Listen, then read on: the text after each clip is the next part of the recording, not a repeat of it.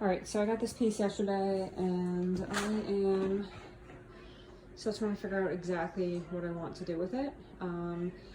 Originally I was going to sand down the top, but I decided not to because I think some of it's particle board and a piece popped through here.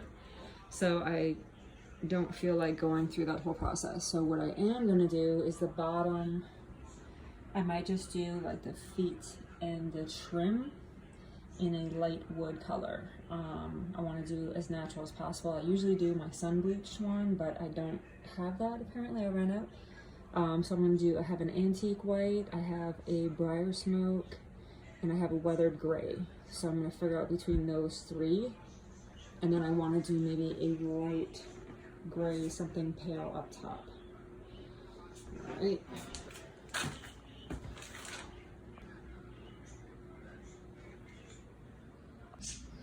All right, so some people like to do paint first, then stain, then whatever, but I don't know. I need to know how my stain is going to sit, what tone it's going to bring. I kind of left some natural tones to it as well. That's why it's not like fully sanded, because I want some of the wood to come through. Usually I just use a rag, but I don't have any, and I just thought it'd be easier. So I just really wanted to push it into the wood grains and get, especially when you're working with these little like spools, like these little, all these little areas, crevices. All right, so stay tuned. I'm gonna wipe this down. All right, so I ended up doing a quick brush of briar smoke on top because the weather gray was too gray, and it wasn't allowing the wood tones to poke and peek whatever through. So I needed just some, see how it's like that? That's how I want it. I want it natural with a little bit of depth in it. So it looks very unfinished right now, but it will look cool in the sun. Okay, so I did a little primer on here, whatever I had left. Sometimes I don't mind doing it like this because I like a lot of texture in my pieces, especially if they're rustic and farmhouse. It gives them some edge, some character, instead of everything being completely flat. I will sand this down though, just to kind of make it even. And then I'm going to put a layer of my white on. But here is the difference with the briar smoke. It looks real sharp. I like how it turned out because I wanted it to be wood, but I wanted it to have a different wood grain to it. It's perfect. Okay, so I just did a layer of white. And again, that briar smoke turned out perfect. This is exactly the tone that I was looking for.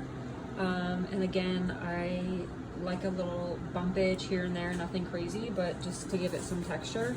So I'm gonna let this dry and then I'm gonna sand it down and distress it and get any bumps or anything that's left over that may be uneven. And then I'm gonna use the same hardware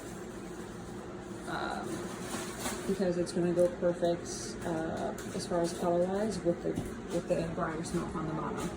Just gonna clean it up a little bit and put it back on there and it should be good. So I had to bring this guy outside on my deck. I have a nice little coverage area here. It's very humid, it's been raining on and off.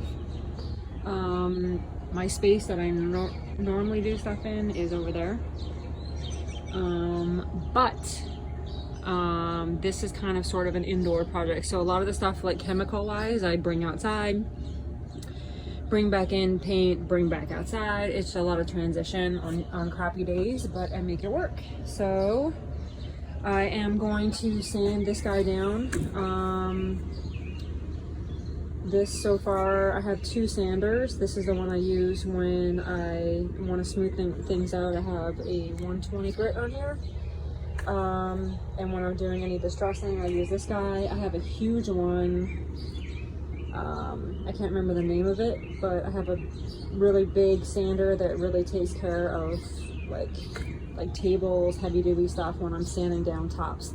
But this is my go-to for just simple sanding and smoothing edges out. So I'm gonna go ahead and sand this and we'll see the next step. All right, so I just sanded everything down, but this is not the final product.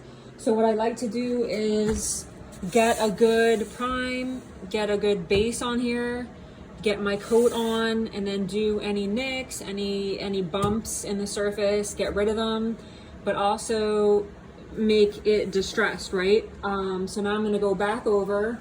So for example, any brush marks, anything weird, I'm gonna go back over. But again, I don't want, I'm not looking for a leveled look when I'm doing anything farmhousey. I'm just not. A lot of people have preferences. That's not mine. Even for this top, I was like, do I try to keep the wood plank? I don't know. So I did it. I'm not feeling it. I want more of a solid top and a distressed edge.